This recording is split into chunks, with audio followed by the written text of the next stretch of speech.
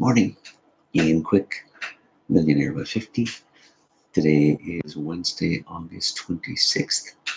Yeah, we're still in West Vermont. Can't make too much noise. Today, I want to talk about inspiration. We have studied the laws of the universe and how they affect us, and occasionally how uh, they've actually manifested. It's hard long term to keep them first and foremost in your thoughts until you really get so into it that it's a reflex. Sometimes after a while you kind of just away, and things just kind of slip back to normal, and you shift back to your original paradigms, and you're trying to change that. So it's important to try and recognize the expression of these laws wherever you can, and to be inspired by them, to reinvigorate them, and for you to reintegrate them. A lot of big words. In other words, last night we decided to start watching something new. On Amazon Prime, there's a show called The World's Toughest Race, Eco Challenge Fiji, and it's insane.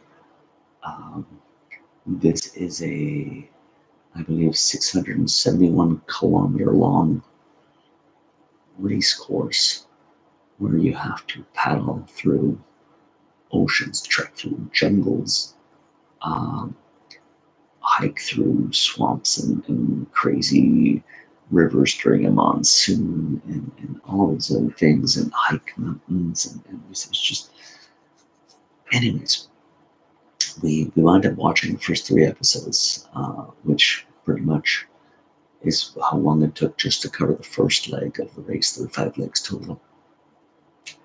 And watching all these teams, 66 teams, believe it or not, watching all these teams go by.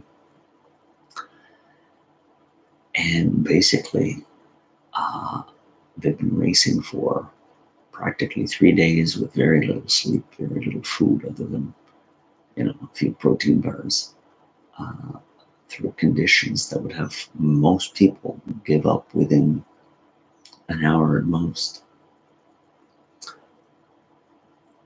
And none of them would quit.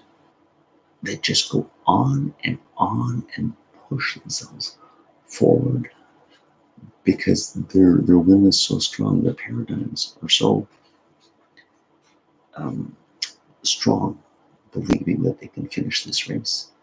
And then you can see some are actual podium contenders. There's a few pack teams in the front. There's about 7 teams or so that are vying for first place, and they're kind of doing this a little bit. Then you got your middle of the pack group who want to see how well they can do, and then you've got your trailenders who really are just looking to see if they can finish this race because it's a personal challenge, and it's impressive. And out of the 66 teams, only 3 teams did not finish the first leg.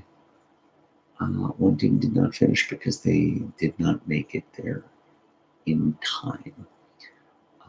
This is a team that had 2 injured veterans from different military conflicts.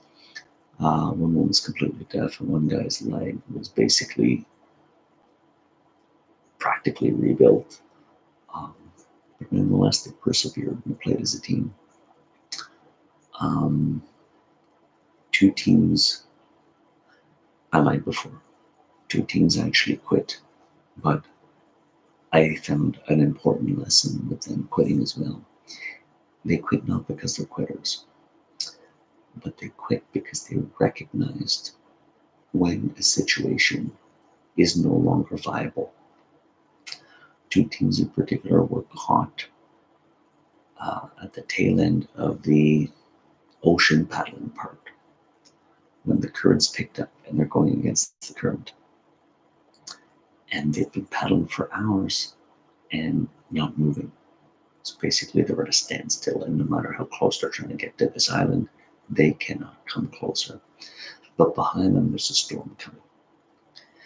So they recognize that if they stay there, they won't get caught in a dangerous storm.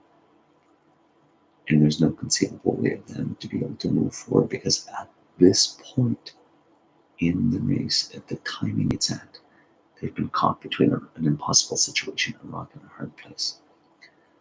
And a good business person has to be able to recognize that too. If you're running a business that does not work, you keep losing money, and no matter what you do, your investment's bad, your whatever it is not working, and the writing's on the wall, and you can see failure coming behind you. And by that I mean like an actual bankruptcy kind of failure thing. There's no point hanging on. If it's a bad investment, it's a bad investment. Sometimes you do have to recognize when to turn tail. That doesn't make you a quitter, that makes you smart enough to acknowledge the situation and make the best of it. And those racers, I'm sure, will be back in a different race. They're going to try again. It just was what it was.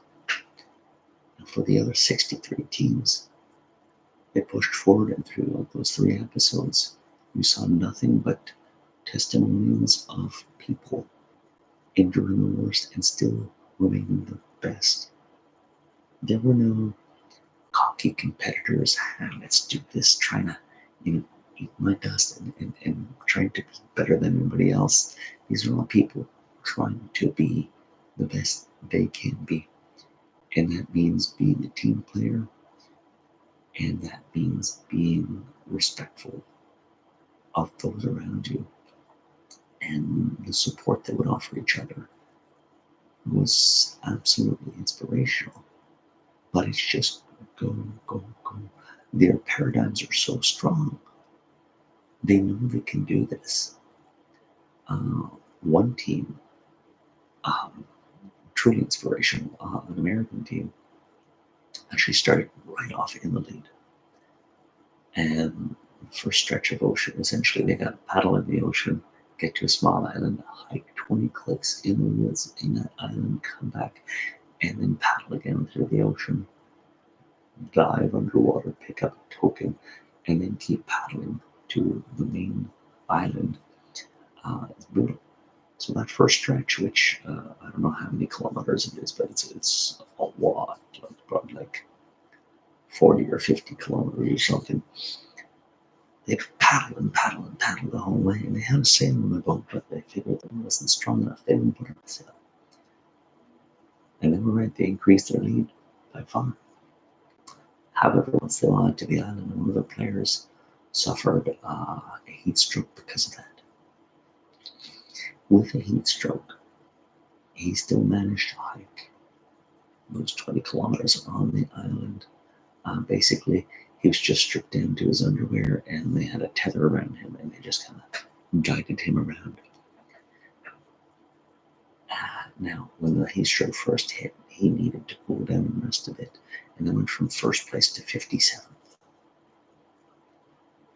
And by the time they got to some of those checkpoints, despite the heat stroke, crawled up to 43rd, and then I forget what, but eventually, even paddling back through the ocean with the heat stroke guy, they managed to crawl their way back up to 26th place from 57th, with a man practically down.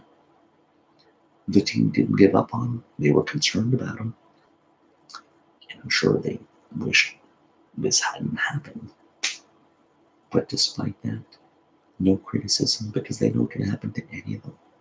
And the support they gave each other was insane. And they managed to crawl the way back up from 57th to 26th. So these are strong contenders, and when this guy is fully recovered, they're just going to be climbing up those ranks again to be contenders. Now they're still quite a ways behind first place right now, but this race is supposed to last 11 days. And this is just the first 3, so a lot can happen. So I'm getting excited. It sounds like color commentary. But the point is this: these people have a mindset that cannot be broken. They believe in themselves. They believe they can finish the race, and no matter what, they do not give up unless they understand to stay is dangerous and futile. And only two teams were put in that position. Everybody else had made the cross before the currents got difficult, uh, except for the veteran team who actually slept on the island and waited until the next morning to get off. So by then the storm had passed, but then they were too late to finish. So three teams proceeded with caution. And while they didn't finish the race, they're still alive to race again. Everybody else gave it their all, and they're ready to continue with their all. And this is well beyond the endurance of what I would call your average person. So we have to be that way. Even in business, even when you know things seem bleak, don't give up. Give it your all. Find that extra energy. Push forward. Learn new things. Try new things.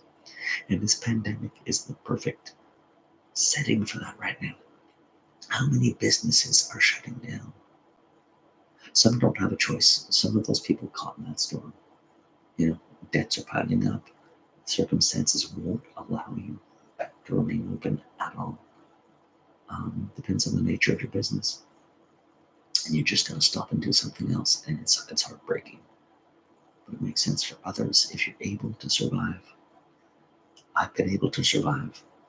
Um, I'm certainly not earning nearly as much as I would normally, not by far. But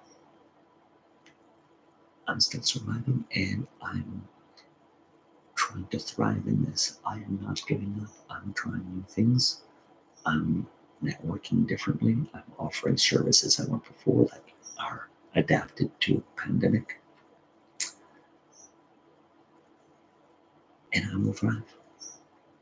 Now, am I going to be a leader of the pack? I don't know yet. Probably right now in the middle ground. Because some companies are thriving like crazy. Look at Amazon, who's made, uh, Jeff Bezos has made, I don't know, something ridiculous like $60 billion in the last 6 months because everybody's shopping online. Um, Share wealth, Jeff.